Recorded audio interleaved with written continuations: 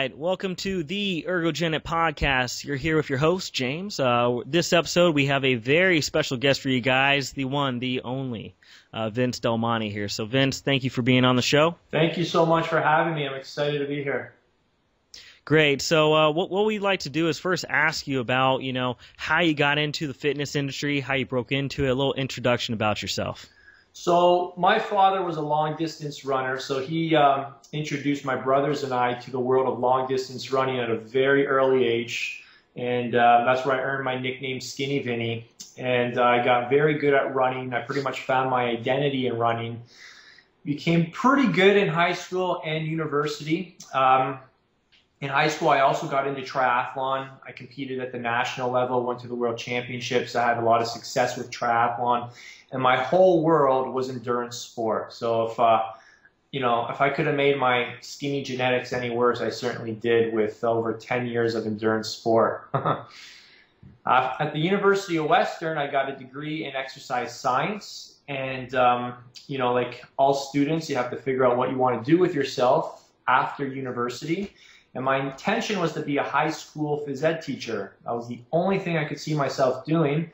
I missed my cutoff by 1% and decided to go into a different direction. And that was the fitness industry. So the fitness industry literally changed my life. And one of the reasons I was interested in the fitness industry and the world of personal training and building muscle and losing fat and body transformation was, to be honest, quite superficial initially. I was living at the time in university with 8 guys who all happened to be jacked up. And I was the skinniest guy in the house. And when I'm telling you, like, these guys were jacked up, I'm not kidding. Like, these are all natural guys, but these guys were the guys wanted to be and the girls wanted to be with. And these were the guys I lived with. I became friends with them. So there was muscle around me constantly. And that rubs off on a young guy. You see what the muscle brings you. I mean, these guys were confident. They had girls around them all the time. And they were, the life of the party. And I associated that with their muscle. So after university, I always had this fascination with getting into the gym and transferring all the efforts I'd once put into my running into the gym. I was just curious. It started off as a curiosity. I thought to myself, what could I do if I stopped running and put the same discipline, the same work ethic, and learned how to lift weights? And what could I do with my body? Could I gain muscle? So that's where it started for me. The second part to how I got into the fitness industry was that I was pursuing a career in the fitness industry as a personal trainer, but I didn't look like a personal trainer. I was still Skinny Vinny, and nobody wants to hire an unfit looking dude, especially when he looks weak and like he can get blown around by the wind. So I was very motivated to transform my own physique out of curiosity and to essentially create a platform that I could use to build a career. And that was all back at the age of, that happened all between the ages of, I got into the fitness industry at the age of 22, so for about 10 years ago. Okay. All right. That's a great introduction there of how you initially started this whole thing. Could you tell us a little bit about how you got to become a pro fitness model or pro fitness athlete there? And for a lot of our listeners, how would they even go about that? Like, how do they get to a show? For sure. So a couple questions there. How did I get into it? I actually saw one of my roommates compete. And it was in Toronto with Fame, and he did this fitness model show, and he was up on stage with like 60, 70 guys, and this was 3 years after I transformed my body and I was in the fitness industry, so I was curious.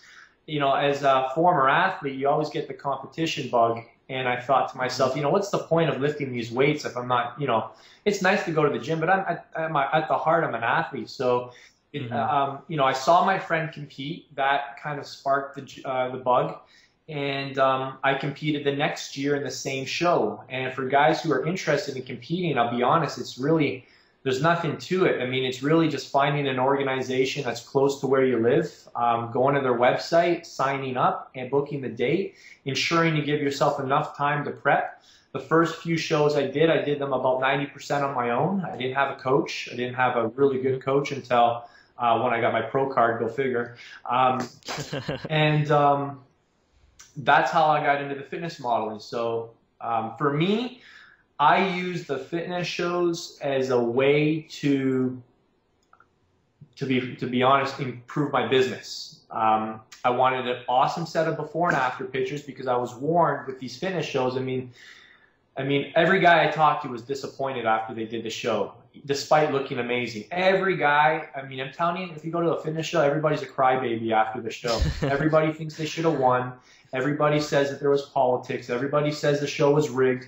Everybody said, you know, if this or this, if this. I'm like, guys, this is a subjective show. So like, if you can't take criticism, fitness modeling, bodybuilding is not for you because it's a subjective competition. It's not like a running race. If you're in 20th spot and you're not happy with your position, you know, you can start running harder and pass a few guys and finish 15th.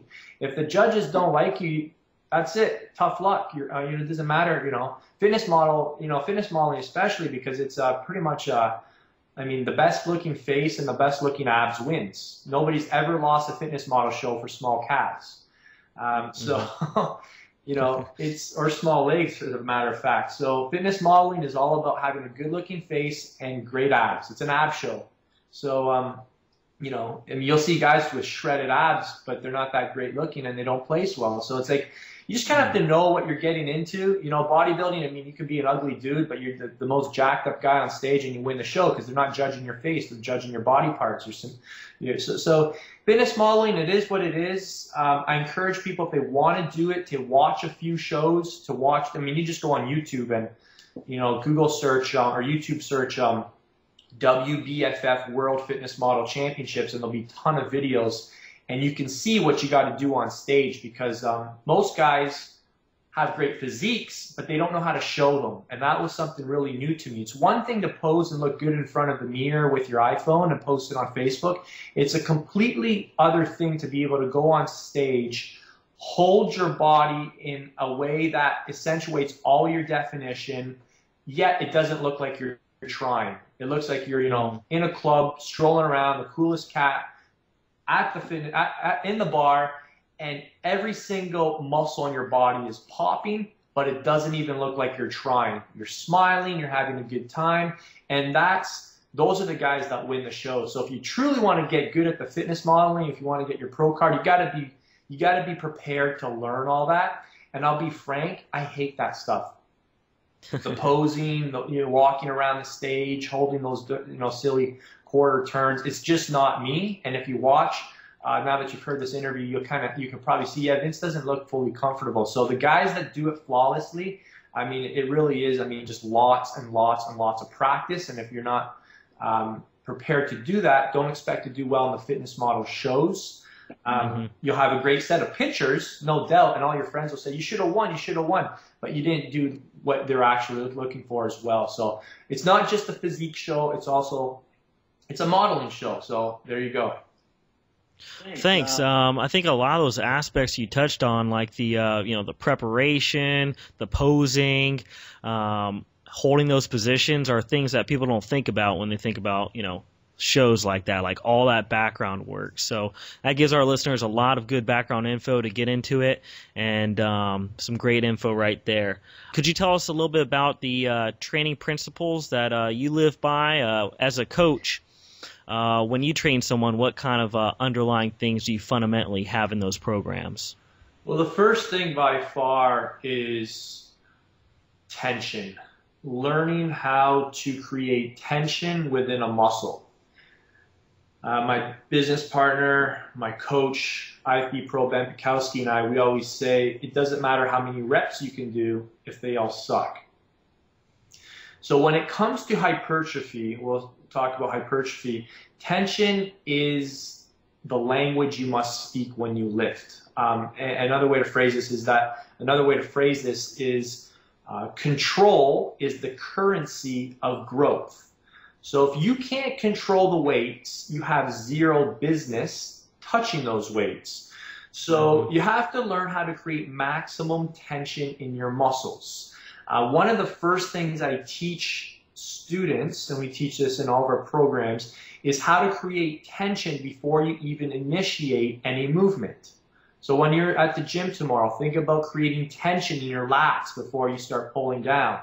With your bicep curls, think about creating tension in your biceps before you even start to curl. When you're doing your bench press, before you even start to press up, think about contracting your pecs. So essentially, a neat way to think of it is true bodybuilding is contracting against resistance.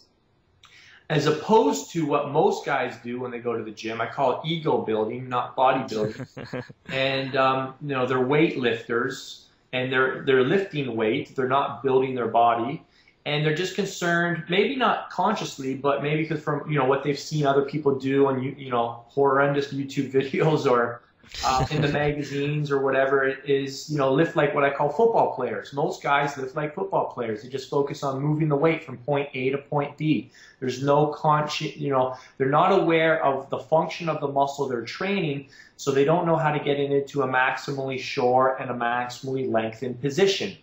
And what we know is that muscles are weakest at their extremes. So at the top of a lat pull down, at the bottom of a lat pull down, that's where you're weakest, and most people are only strong in the mid-range of a movement. So, an easy way to explain it is that, by only training in the mid-range of a movement, not training through a full range of motion, essentially a lot of muscle fibers are going untrained. And if a muscle fiber is untrained, it's, I like to refer to it as dormant, it's sleeping, and you're not going to experience your full muscle building potential. So it all starts off with, the basics, learning how to control tension. And, and for most people, what this means is dropping their weights. And, all of our Hypertrophy MAX members, they typically say, after the first phase, I'm never going to look at a 10-pound dumbbell the same again. And it's true. So I think that's the first concept that I start, because it doesn't matter who designed the program or how well designed it is or how good your genetics are or what supplements you're taking or what diet you're following. If you can't create tension, if you can't fatigue the muscle, if you can't create mechanical stress within the muscle, then you're not going to be able to break it down and build it back up. And it's very important that this is the first principle associated with gaining size. I want to just clearly distinguish. If your goal is just to get strong, a lot of the stuff I just mentioned, to be honest, isn't as important. Getting strong, you can get very strong without creating muscle, tension. You can do that by, momentum, acceleration. I like to call it fool's gold. So that'd be the first principle I would start with a client: tension. We've all seen those people in the gym that they sling around the weights. I like to call it the no curl biceps curl, or the guy who goes down 2 inches with a squat, but he tells all his buddies he does 3-4 plates, right? Of course.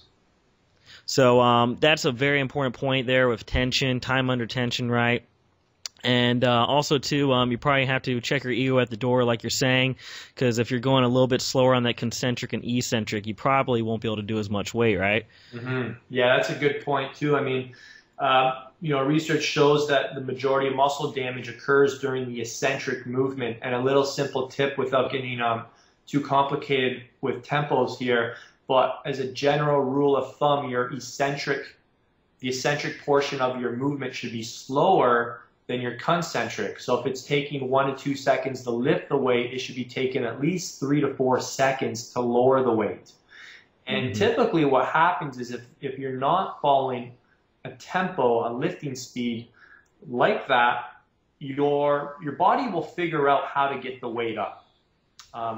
Your body is not designed to build muscle; it's designed to protect you. It's built out of it's got an incredible built-in, I guess you could call them protective mechanisms to prevent you from injury. So if you're lifting a weight that is too heavy, your body has a beautiful thing called compensation, and it will figure out how to do whatever that your trainer is yelling to you to do, or your training partner is telling you to do, or what you think you should be doing because you saw it in a magazine or watch it on a YouTube video or something. Your body will figure out how to do it. If you and I went to the gym and I said, let's start front squatting 2 plates aside, you could probably figure out how to do a couple reps. It would look really ugly, and there'd probably be no tension in your quads. You probably dump it onto your lower back and your spine, and be, you know, everywhere but your quads would be sore the next day. You know, that's what happens when you're not following this principle, and when you don't use, you know, a simple technique like tempo within your program. So, you know, we talked about tension, but then the way to apply that would be by, you know, following a tempo. And that doesn't mean you have to bust out the metronome either. A lot of people think it's a complicated, you know, people say, oh, that's distracting. Like, well, what else are you thinking about when you lift? They go, I don't want to think about counting. Well, what are you thinking about in the gym when you're lifting? If you're not thinking about how slowly or the speed you're moving the weight, what else do you want to think about? Like, that's the only thing you should be thinking about, the tempo, the speed of the movement. So, you know, I think it's just an excuse for people not to want to, you know, give their workout a little more detail, a little more attention. So guys that do work with tempos, they're more in control of their results. And the last thing I'll say, just to sell this point and knock it home, is that rarely will you ever meet someone who gets injured. In fact, I'll go out and say this: you will never get injured if you're controlling the weights. It's impossible. If you're controlling the weight, how are you going to get hurt? The only people that get injured or start feeling aches or pains are people that aren't controlling the weights. And that's why we give our students tempos as guides to not just, you know, have a better workout, but to have a safer workout. I want to be lifting when I'm in my 40s and 50s. And unfortunately, here's the truth. If you go to the gym, most guys are doing more harm, and I mean this in the literal sense, to their bodies than good. Like, they're going to go to their doctors when they're in their 40s and 50s and find out they've got advanced arthritis, the joint's been beaten up, and it's too late at that point. When a joint is smashed to bits, it doesn't just repair itself with a few supplements. It's kind of past that point of no return. So I see so many guys in the gym who I'm like, this guy's been training like this for a year. 5-10 years from now, he's going to be paying for his therapist's next vacation. Yeah, and that's a great point there, especially that safety aspect. So we've all seen people slinging around the weights in the gym there, doing more harm than good, bad form, and those are all things to pay attention to, and especially that point of time under tension. If you're looking to build size, lift slower in the eccentric phase of the movement there. Don't just lift weights for everyone else in the gym. You know, lift for yourself, lift for your body there. So with nutrition, you know, there's different ways that you can attack guys who are skinny. A lot of times you see the skinny fat thing as well, where you have this skinny guy and he has a gut, and that's like the worst of both worlds. So how would you, for someone like that, attack someone who has either skinny or has a little bit of that skinny fat syndrome?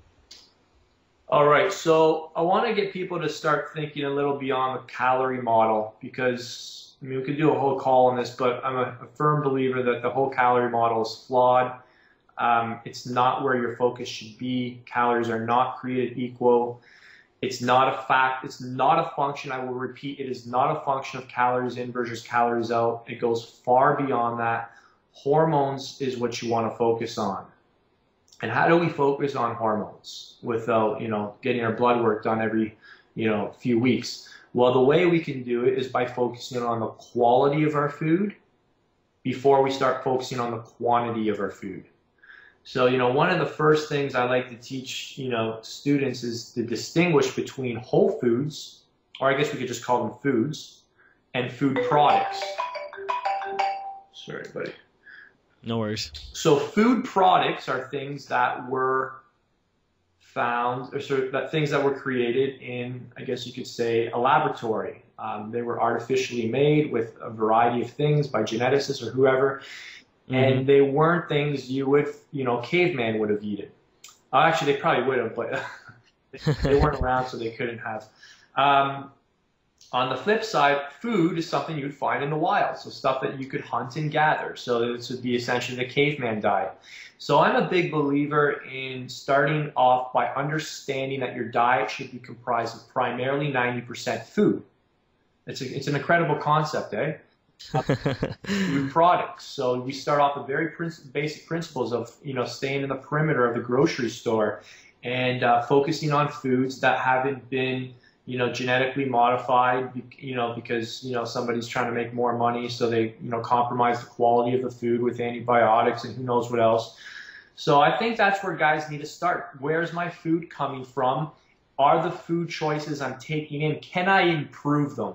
Before we start counting calories, before we start looking at macros, let's just look at what I'm eating right now. Is cereal the best option for breakfast, or could I replace that with something that's more nutrient dense, something that's going to give me more bang for my buck? And just taking a look at what you're currently doing. And I learn all this stuff, a lot of the stuff I teach in fitness is learned from the business world as well. I always teach my business students, to go after the lowest hanging fruit. And this is the same way you should approach your diet and your training. You look at things that you're currently doing that are easy to change. So, I learned this from Dr. John Berardi. The way he puts it is that when trying to help somebody transform, we want to go for things that create the greatest physiological change with the least psychological resistance. And, this might be as simple as, ensuring someone's measuring their water intake and getting a sufficient amount of water, incorporating fish oils, starting to introduce juicing so that they can start getting their 10 to 15 servings of vegetables a day, which probably 99% of people don't do, which compromises their digestion, their longevity, their vitality, their energy. So they can't even train. They're going to the gym training on like an empty tank. It's a great analogy, So that's where I start. I focus on quality of food, assessing the quality. Once I'm content with the quality of somebody's food choices. Again, 90% of the time, I believe there should be 10% leeway for those nights you want to go out with your friends, for special occasions. When it comes to athletes or guys getting ready for competitions, those people, it's 100%. It's either you're in or you're out. There's no 10%.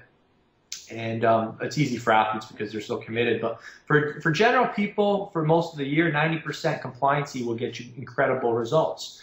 And that's where I start in terms of nutrition. Once we have that, then we start looking at the calories, we start looking at the macros. But really, you have no business looking at those numbers if you don't have, again, low-hanging fruit pulled off the tree.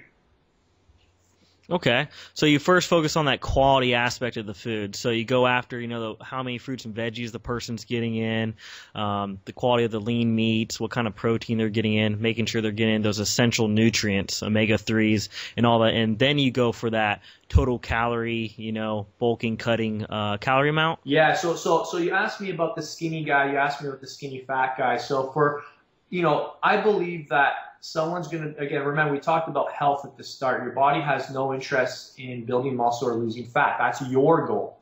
Your body just wants to remain the same. It doesn't want to get sick. So it's going to take care of its basic needs first. So you have to give your body its basic needs. So, before we start looking at all that other stuff, let's get those 10 to 15 servings of vegetables in a day. Let's make sure if we're having 5 meals a day that, we're getting at least 4 or 5 of those from whole foods and maybe 1 protein shake, and make sure that we're rotating around our protein sources and we're not using the same protein source every meal, which is a big mistake as well. You mentioned the fats, which is huge. Fats are very critical for hormones and energy levels. So, rotating around your fat sources as well. And then the thing with carbohydrates, the way I like to teach carbohydrates is that you need to earn them. And, carbohydrates are dictated based on your percentage body fat. For somebody who has more than 10% body fat, people have heard me say that I consider people over 10% body fat, fat. And it's kind of an extreme thing, but I like to set the standard high. It's a great bar to set for yourself. So, people are like, Vince, well, you're not 10%. I know I'm fat right now. You're only 12%. You're not fat. In my opinion, I'm fat if I'm not 10% body fat. So, for someone who's over 10% body fat, carbs only are deserved after you worked for them, after a workout. Obviously, there's individual differences. Some people need a little more than others, but that's the primary principle I would apply to somebody who's got more than 10% body fat. So that would apply to our skinny fat guy. He's going to have very little carbohydrates, and they'll be after the workout, after he's earned them. And you know, if he's not progressing at the rate, we'd even assess, you know, the body part he's training, because the truth is you're going to need more carbs after, you know, a leg and back workout than an arm workout. So that's also considered. For people that are less than 10% body fat who want to gain muscle, we're going to give them the carbs they need so that they have energy and to combat their fast metabolism. And we'll plan them. Again, we won't overthink it too much at first, but when I like to take carbs for a skinny guy is during the workout. And there's been, you know, some people disagree with that, but I find it's a really easy time to get in carbohydrates, liquid form, and then an hour after the workout, and then 4 hours after the workout. If my client isn't growing by taking their carbohydrates in at those 3 times, then we'll introduce them approximately 4 hours before the workout. And most guys, if they're doing what they're supposed to be doing, that will get them growing. It'll put them where they need to be so that they start gaining lean muscle mass, which is what we're after, by the way. Exactly, and that's a good point with the body fat percent thing. I've heard you said 10% is kind of your cutoff right there. I've heard some other trainers say they, you know, consider above 8% fat. I've heard 12%, 15%. So there you go, yeah. So yeah, that's a great point right there to have that initial body fat kind of dictate what you're doing there, you know. And then of course, if someone's like, you know, overweight, they're trying to lose body fat there, you would go more towards that lower carbohydrate diet versus someone sub 10%. I mean, we have to kind of put everything in context. So I mean, the truth of the matter is that this answer is going to depend on the individual's deadline. So if a guy comes to me and says, hey, Vince, I want to get ready for this show. I've got 16 weeks to do it. We're going to see where he is. And to be honest, we're going to give him as much food as possible because we want to maximize his muscularity. We want to give him energy so that he can train hard and build more muscle so that he can increase his metabolism. It starts a beautiful cycle. And we would look how much time he has. And what we would do is we drop his calories as slowly as possible. We would avoid at all costs anything which would be considered an extreme or a jump. So a nice way to look at this is if there was, 20 steps, we'd want to take all 20. We wouldn't want to jump from step 1 to step 20 because it's the least shock to your body. And essentially what we're trying to do is coax fat off the body, not, starve it off, which results in losing muscle. So if the person has enough time, we would take their carbohydrate intake down gradually. And for anybody who's watching me prepare for WBFF World Championships, this is the approach I took. I started at 227 pounds. I think I was close to 20% body fat. There's pictures on the internet. If you search them, you'll find them. And it's pretty close to 20, maybe a tad less. And over 16 weeks, I dieted down to 195, 4.8% body fat. And you can find those pictures on the internet as well. Just type in a stage shredded status Vince and you'll see those pictures. And the way I prepared for that show was by slowly cutting. And it was because I gave myself plenty of time. I didn't have to do anything stupid. I didn't have to, back myself into a corner and do cardio for 2 hours a day, which is what most, silly girls do. And, horrible coaches prescribe, unfortunately. But time is your best friend. So that's the secret to getting ready for a show. Give yourself enough time. Now, if somebody came to me and said, hey, Vince, I'm getting married in 4 weeks. And, I've got a hot night out on the town with this, I'm going out with this girl in 2 weeks and, I need to look good. That's when we look at all those extreme techniques. That's where we might look at some fasting protocols. We might do some, double day workouts, and we might start, doing really low carbs and some crazy, some of the more extreme stuff. But the problem is that most people use this as their base, like this is what they're trying to do all the time. Like these, you have to acknowledge these as extreme things. This is an extreme way to get lean. And a great analogy is, what a lot of people do when they're trying to lose fat is, all they really need is a fly swatter, and they pull out a sledgehammer instead. So what happens when you use a sledgehammer to kill a fly? I mean, not only do you kill the fly, but you kill the wall, you knock out the window, and you might even bring the whole house down. And that's what a lot of guys do. They hear all these, like, these new fads, these new trends. Oh, intermittent fasting, I'm going to try this. Carb cycling, I'm going to try that. Carb backloading, I'm going to try that. These things work for a short period of time. They're very extreme. They're very hard on your body, not physically, just physically, but mentally. And, from my experience of just watching people do this for an extended period of time, they eventually backfire on you. Now, if you're going into the, your 4-week cut knowing this is just a short-term solution, by all means, knock yourself out. But unfortunately, a lot of people take advice out of context. They hear someone on YouTube or on Facebook say something, and they don't have a broad enough frame of reference to see that, what they're actually making that suggestion, who they're making that suggestion for. So whenever you're listening to anybody's advice, you always have to ask yourself, does that apply for me? Is that my goal? So, that's what we teach at Hypertrophy MAX, how to be smart, how to ask questions, and how to make sense of things so that it works for you. So I was wondering if you can kind of give us a Vince list, thumbs up or down to different things that are out there. I mean, there's a million things out there, but maybe like your top ones that you think everyone should be on, or if someone's bulking, they would use this, or cutting, use that. Okay. I could easily do that for you, James, but what I would prefer to do is get people to think of it a little differently. Okay. So there's two things I want people to think about when they're thinking about supplements. I want you to think about, 1, your weakest link, and 2, your current settings. Okay? So your weakest link would be something that is lacking in your diet that needs to be attended to.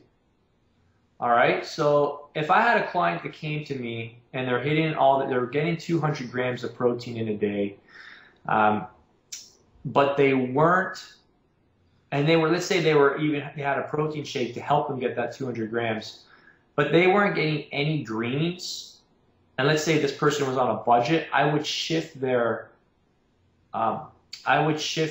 have them come off the protein shake and help them put whatever they can budget into their supplements into a greens drink, because that's their weakest link. They're not getting 10 to 15 servings of vegetables a day, so that's what's going to hold them back. So another way to look at your weakest link is what is holding me back? For somebody who complains of stress or doesn't handle stress well or doesn't sleep well, their weakest link, and most likely they have a magnesium deficiency. So we want to supplement with magnesium for this individual.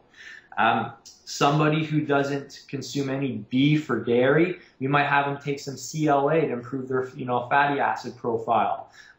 Fish oils, when you asked me that question, the first thing I wanted to say was fish oils, because it's perhaps the most important supplement, and it's because every single gene in the human body has a receptor site for fish oils.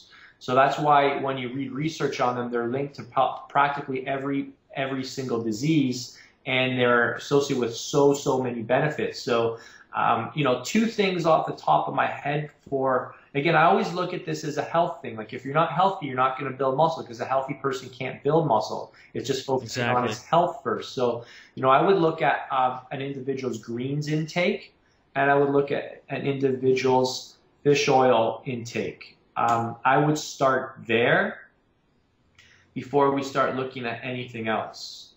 Now, in terms of, that was a weakest link, let's talk about current settings.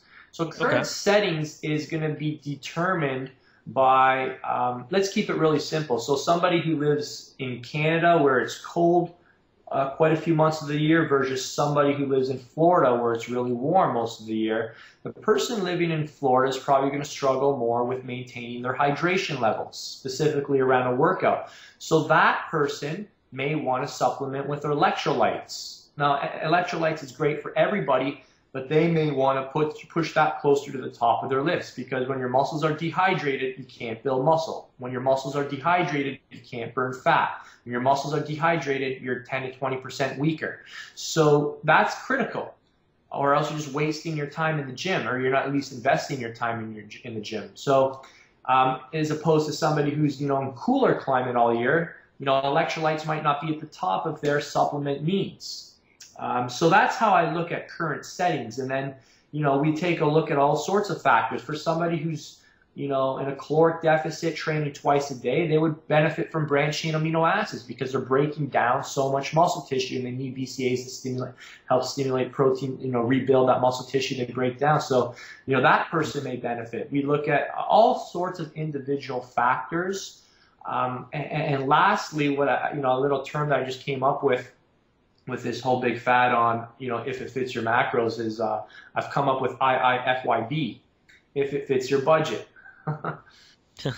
Because, the truth is that, some people, some clients come to me and say, Vince, I can spend $400 to $500 a month on supplements, and those guys are easy to work with. Then sometimes someone will come to me and say, Vince, I've got $50 to $100, and that's fine. We can work with that. Don't look at it as a limitation, but it's just we have to be a little more smarter. We have to, pay more attention to your detail, and we've got to just make sure we, pick top quality products, because, I always say the most expensive supplements are the ones that don't work. So, and it's the same thing in business. The most expensive information is bad information. So, right? Yeah.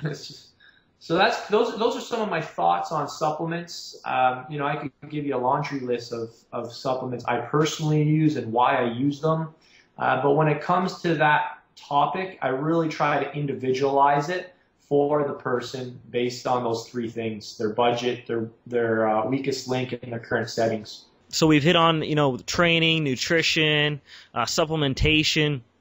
Lastly, what I'd like to get into here is if you could talk to us about Hypertrophy MAX, your personal website, how people can find it, sign up, and what makes it different than anything else out there. And I want to preface this too with saying that I'm a Hypertrophy MAX member myself, and I have a 4-year degree in exercise physiology. And I've learned more from Vince and Ben's series than I have in 4 years of exercise physiology training in terms of training techniques, principles, periodization, and it's been an amazing experience to go through this training program and see what these guys do. So the floor is yours. Thanks, James. And that was a great little testimonial there. I mean, the truth of the matter is I didn't learn any of this in university either. I mean, we learn about anatomy, we learn biomechanics, we learn, exercise physiology, but we don't really learn the application standpoint until we start working with clients in the real world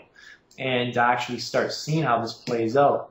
So I can totally relate to what you were just saying. All of my, I guess you could call it, I don't know. I strongly recommend anybody who wants to get in the fitness industry get a degree specifically in exercise physiology so they can learn the anatomy, the biomechanics. That's like your bread and butter. You have to learn that stuff. It's like an engineer trying to do engineering without having a physics background. It's like, what? So you need the background, but then you also need the experience in the real world with real people, and you have to put this stuff into action over time, and you have to measure the results. So Hypertrophy MAX, first off, if people got to run, where they can stay in contact with me is via vincedelmontefitness.com.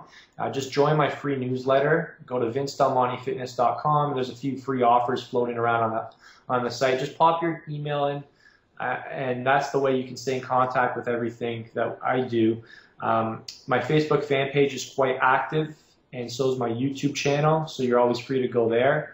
The fan page is Vince Del Monte Live Large TV, and I have a guaranteed reply policy, so if you post a question, you'll get a guarantee.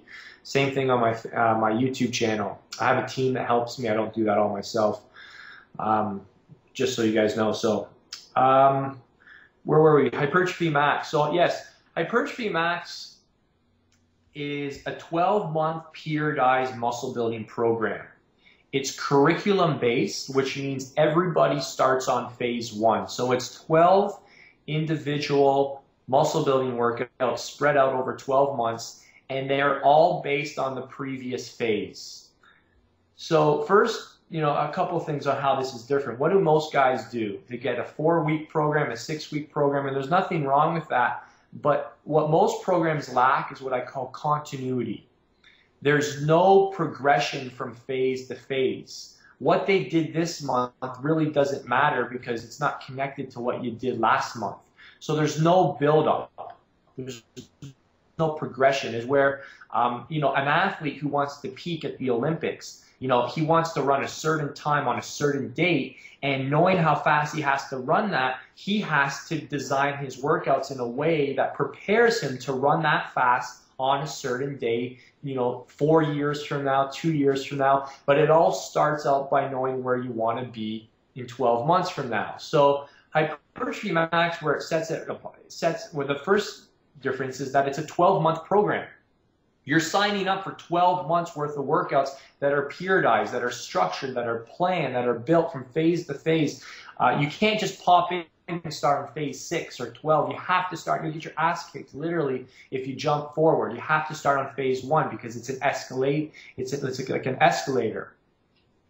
So that's the first thing. The next thing we do is that we've looked at the most scientific principles that are related to muscle building, and we've narrowed them down to 6 things. Their tension, which is time under tension, density, lactic acid, frequency, and training volume. Oh, and intensity. And each one of those things are different ways of stimulating your muscles, and we take those 6 principles and we design a program that focuses on a different one of those muscle building variables each month. So 1 month you're doing lactic acid training, the next month you're doing volume training, and that's all preparing you for intensity training, and that's all preparing you for the high frequency phase. So each month you have something new to look forward to. And that is where the psychological advantage comes in. And that was kind of where the birth of the program came from. If you come visit my inbox, the #1 question I get, and Ben gets in our email inbox, is what do I do next? #1 question I get, what do I do next, Vince? I just finished No Nonsense Muscle Building. I just finished MI40. What do I do next? So this solves that problem, and you always have a new program to look forward to. And the way the program is structured is, based on some simple principles. We increase our intensity, density over the first 3 weeks, and then we deload every 4th week. So we're going up, then we come down. We go up, and then we come down. And this is how your body continues to super compensate. It's not just like trying to go up, up, up, up, up, up. There's no athlete in the world that trains like that. And so guys who train like that in the gym are just uneducated, or, they've never had a good coach. So we teach our athletes how to peak every 3rd week. And every week is a build-up for the 3rd week where they set personal bests. They do more than they did in the previous weeks. And then we give them a week to deload and back off on the volume so that their body can experience what's called the training effect. And the definition of the training effect is recovery plus training. It's not just training, it's training plus recovery. So it's a 2-part equation, and it sounds really simple, but again, once you start applying it in application, month in and month out, that's why these guys, we pop up the before and after pictures and people accuse them of steroids. I'm like, guys, that's why they call it a transformation. You're supposed to transform your body. That's the point. So that's the premise of it. Some other cool things about it is that, obviously, I've studied marketing for years. So, we market this program very, very heavily, and we spend half the year, getting it in front of people. So, the benefit of that is that we have a lot of members who sign up every 6 months. And this will be the 3rd time in a row that we've put over 1,000 people into the program. And what's great about this, is that you've got over 1,000 people working on the same workout at the same time. So you're doing this together. And that's resulted in one of the most positive, encouraging, and motivational forums I've ever been on. And our forum members tell us that too. So we have this massive community, private members forum, where we literally get on average over 100 posts a day. And this is a paid forum. This isn't a free forum. That's more than most free forums.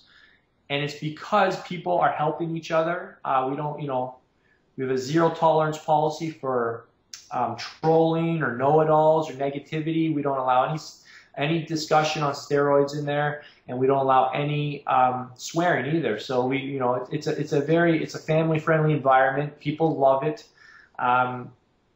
We've only had to ban one person of over 3,000, so it's been great, and it's just an amazing family. So between all those aspects, and just the last thing is we ship it to people's front door in the mail, so it's kind of old school.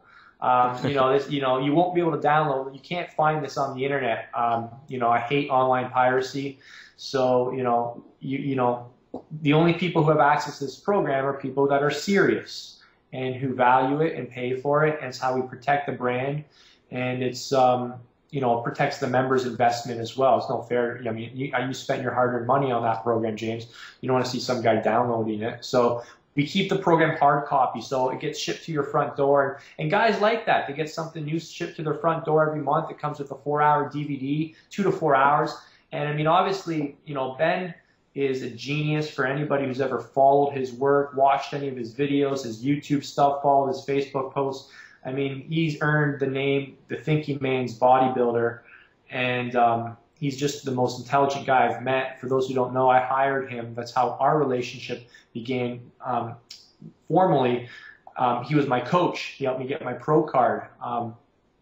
I don't know if you know this, but me and him actually went to the same school together. So we knew of each other, and we're both from Toronto, Ontario. So, but we didn't really become, great friends, business partners until after he coached me, and then we decided to put this program together.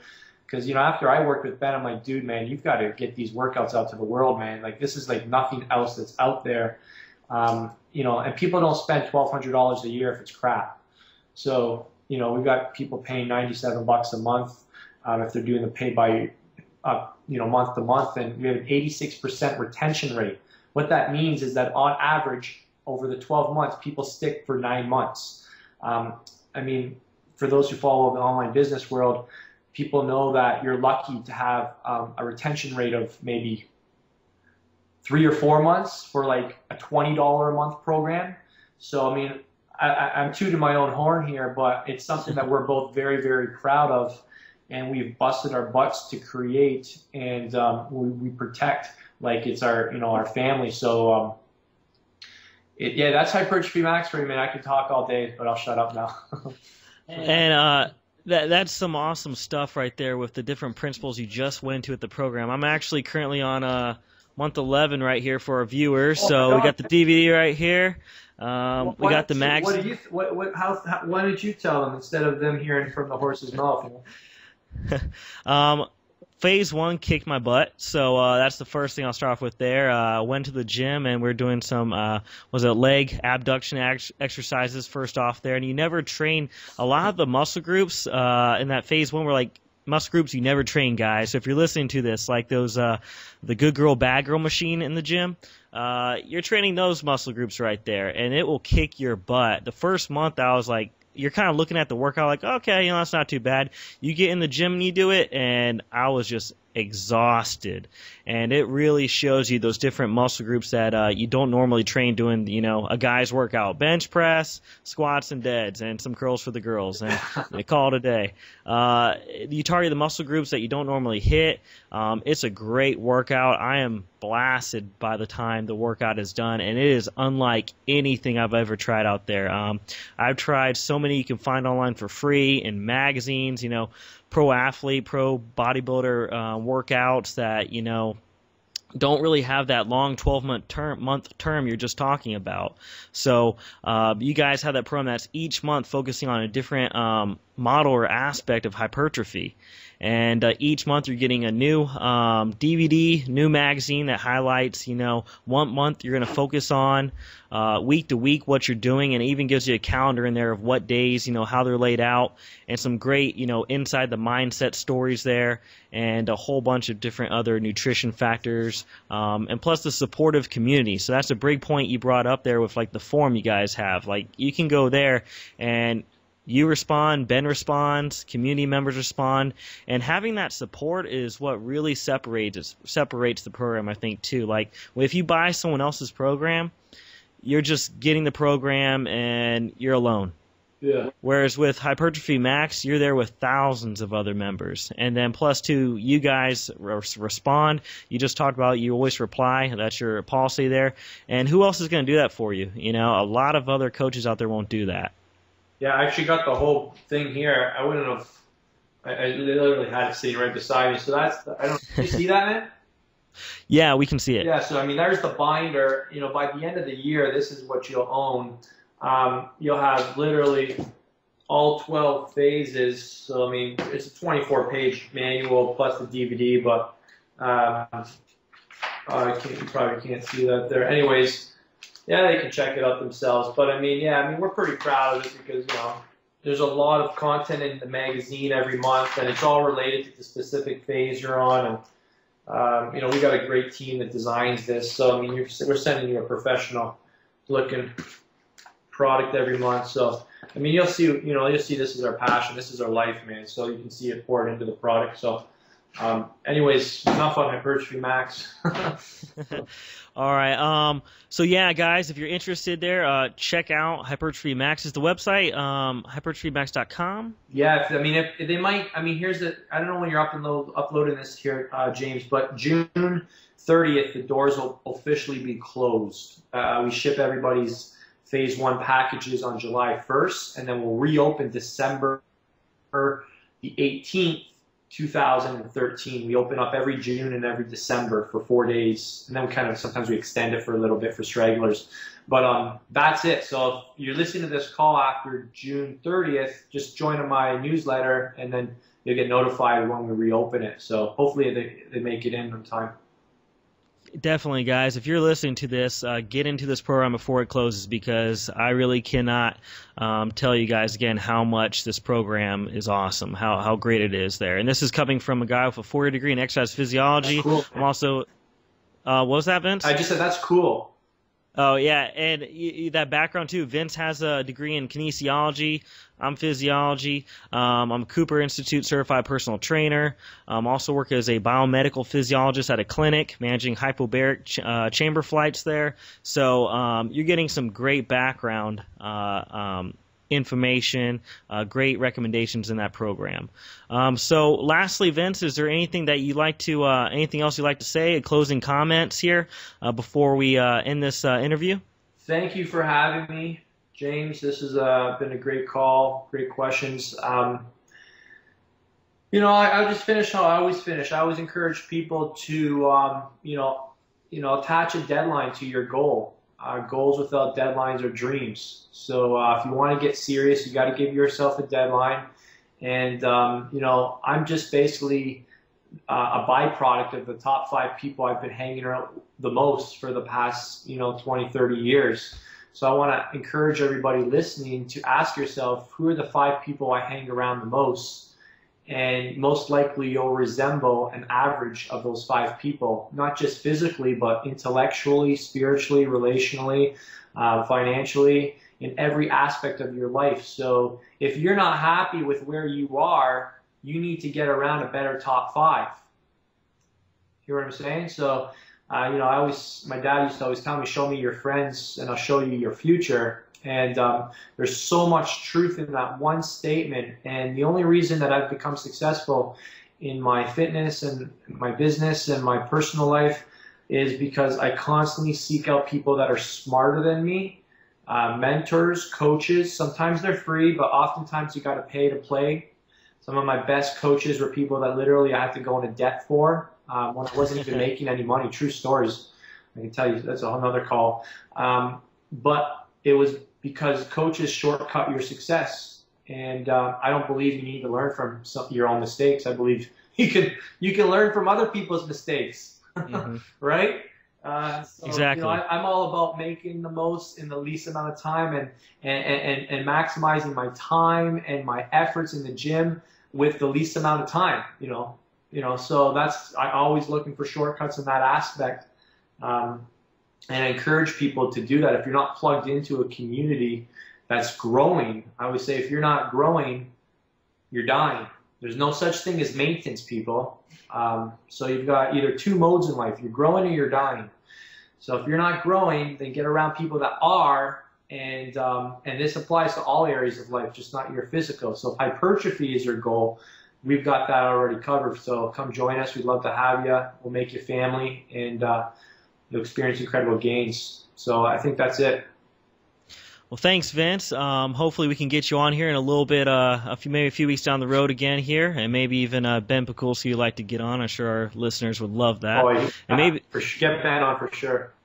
That'd be awesome to have Ben on, and maybe also too. I know your wife Flavia does the fitness kind of oriented towards women, so maybe we could get her on down the road as well. Yeah, Flavia's feeling it. She's doing so good. So yeah, she'd be happy to jump on too.